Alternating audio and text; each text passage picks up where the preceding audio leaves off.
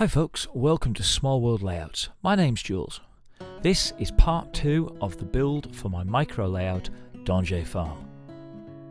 In part 1, the track was laid on a reinforced baseboard, lid supports were added, the terrain was planned out, painted, and the first layers of scattered. To go watch that video, click on the link in the description below.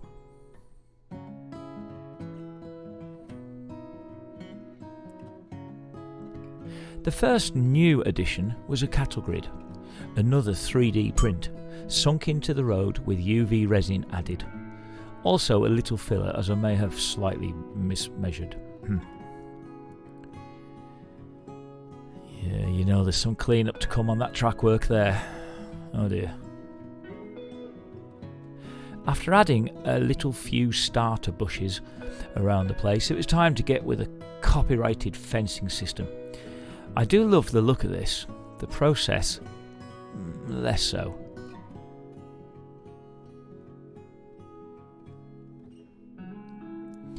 I always start out with the best of intentions, scale measured, equal distance apart, etc. Then, well, let's just say rule 1 comes into play again.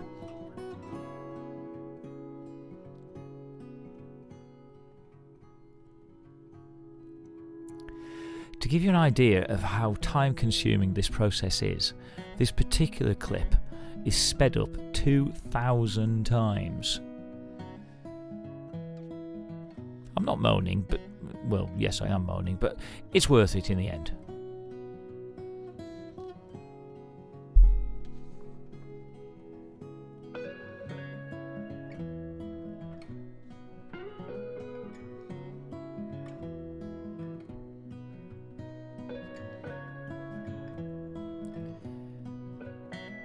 Finished. Easy.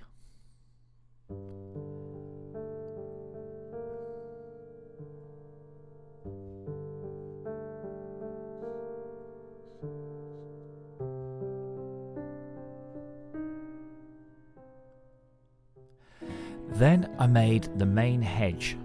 Usually I use Jarvis hedge sponge stuff heavily modified and cut about, but this time I used rubber horsehair that I've had for an age. After that, I fancied a bit of a change and did some painting of yet more 3D printed items. I rusted up some gates, modified a chicken house, 3D print of course. And then we're here. Now there's a lot going on in this flyby, so let me stop you right there and explain. Right, keep up. New hedges by Jarvis. New buildings from Kestrel. The original pig house soon to be replaced, watch carefully. New 3D printed stone walls, 3D printed Dutch barn now painted and modified, fence posts still needed wire, I'm putting it off. Phew, and now you're caught up. Now about those fence posts, it was time to get knitting with the tweezers. This is in real time. The next slide shows some paint drying. Hang on. Oh, that's better. There's even 2 rows of them to do.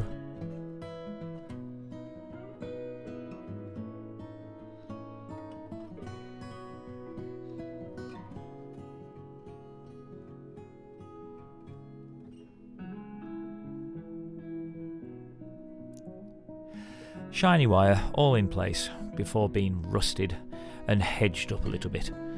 Which, yes, ironically does hide most of it, but hey-ho. I'd bought some 3D printed walls from a new supplier and had to bend them with a hairdryer. Not many snapped either. They were printed with quite a large base, so I did try to hide these a little and bed them in.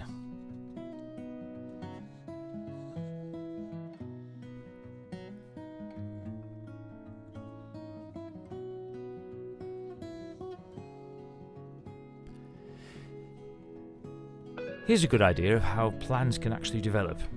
I felt that the railway should have at least some relationship with a farm, So I created a gap in the walls for theoretically the train to stop and load and unload. More about this later.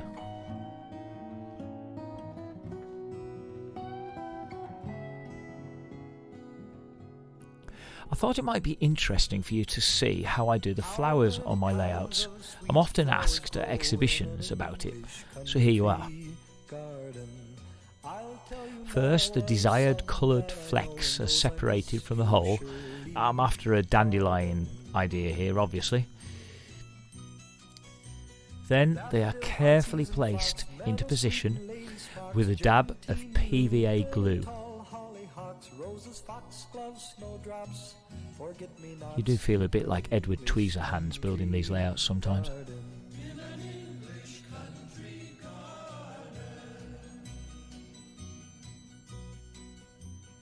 How many insects come here and go through our English country garden?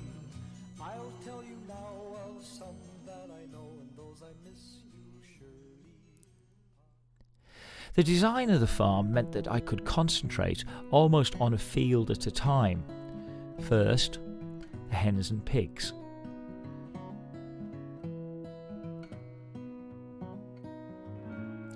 Remember the pig house? Yeah, gone. Intricate little model to build, but I did prefer the 3D print pig arc style. In the end, went with only one 3D print as the hen house enclosure kinda took over. The enclosure was constructed using 1mm square plastic rodding and some modeller's mesh that I bought. It even got a door.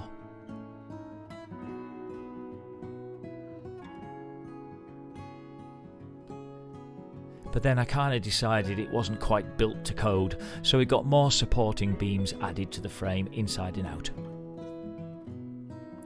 Next, the field got muddied up a little. This was with plaster with a little paint and experimentally some 6mm static grass thrown in.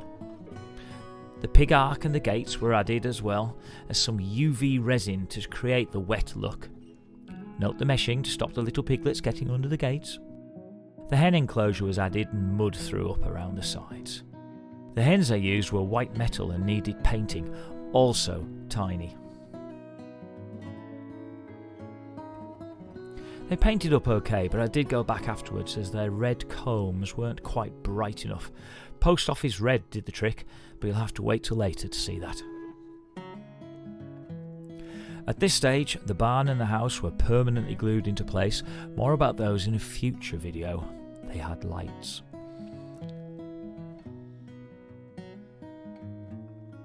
And next, it was the turn of the cow field. I'd added some gate mud to their field and sourced a 3D print cow feed ring. The cows were not 3D print, they were a white metal model, so they were painted and muddied up a bit for the field.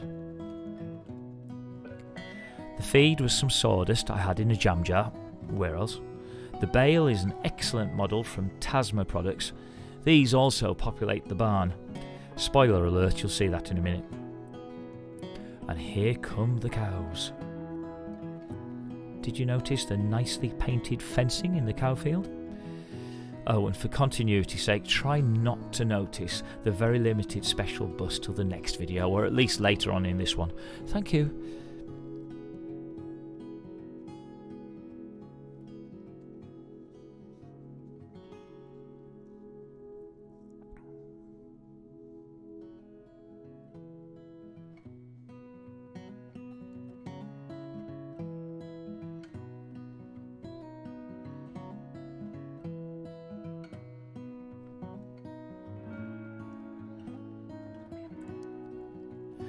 The horse-looking cow at the end there was, well, a horse. Now resurrected.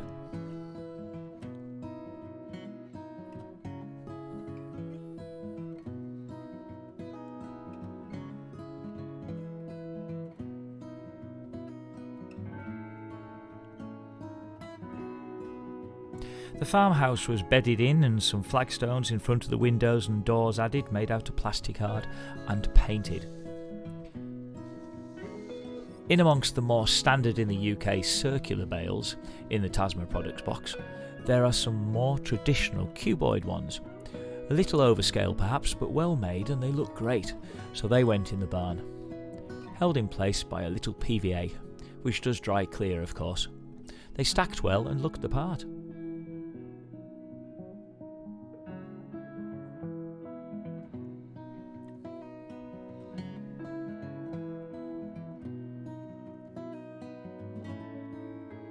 And on to the next field.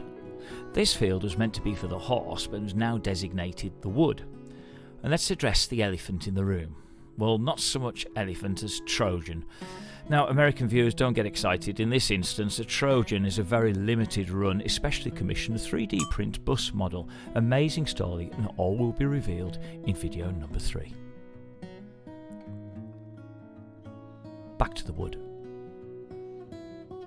The trees are cheap, airbrushed and cut about, but they look okay. They were drilled and glued into place carefully, remembering where the track wire went and not to send the drill through it, because who'd do that? Notice the wagon? That was there to gauge clearance under the trees over the track. Clever stuff this, you know, it's not all thrown together, wire drilling continuity nightmare, you know.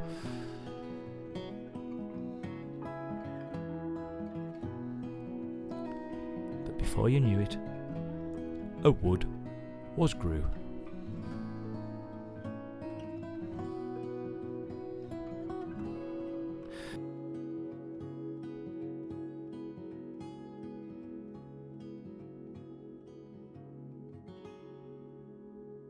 Now, with it being a wood, and with plans revealed in video 3, I needed some crow/raven type birds. Well, not in Engage apparently. But squint a bit, and hopefully my Langley seagulls are fairly convincing.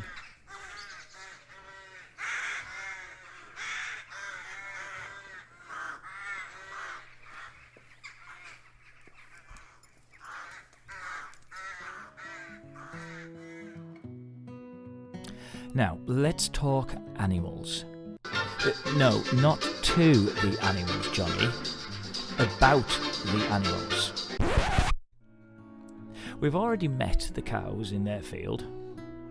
The hens were looking resplendent with their new red combs, and even the pigs were settled in, be it with a guest or two. But a wood demands woodland creatures, and one of them weren't so fantastic. See what I did there? In fact, one of them got himself into a bit of bother.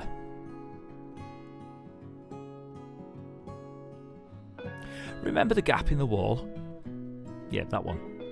Well, I figured it needed a loading bay, so I codged together a table/loading thingy, and then in the pack of figures I was using, there was a bloke with a milk churn. So happened I had some, but they needed the flashing and join lines cleaned up on them, another very fiddly Engage job, but with some 15th hour wet and dry, they looked much better.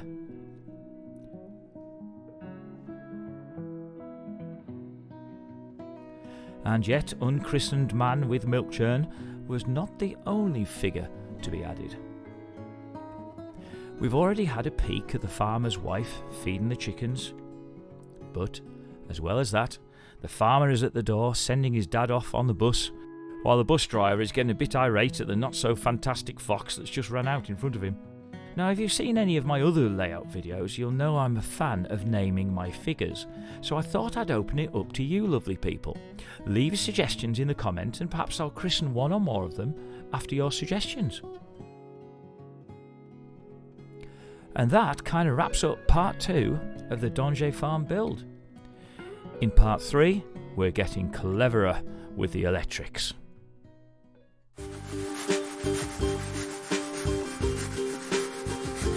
Thanks for watching, and please click like and subscribe to the channel.